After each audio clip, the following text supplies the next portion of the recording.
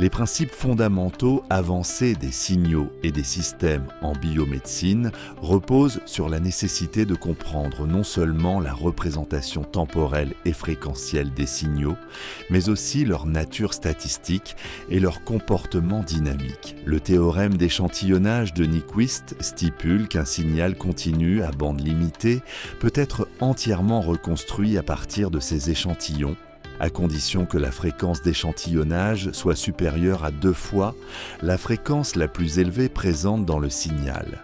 Il s'agit d'un critère essentiel pour éviter le repliement de spectres. Ce principe est en effet crucial pour la numérisation des signaux biomédicaux, étant donné que la plupart des systèmes actuels fonctionnent dans des environnements discrets. D'un point de vue probabiliste, de nombreux signaux biomédicaux doivent être appréhendés comme des processus stochastiques, c'est-à-dire des phénomènes dont l'évolution temporelle présente des composantes aléatoires.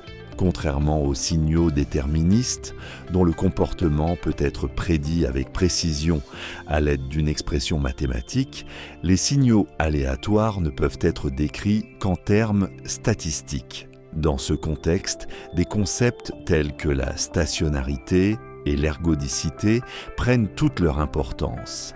Un processus est stationnaire lorsque ses propriétés statistiques restent inchangées par décalage temporel, tandis que l'ergodicité implique que ses propriétés peuvent être estimées à partir d'une seule réalisation suffisamment longue.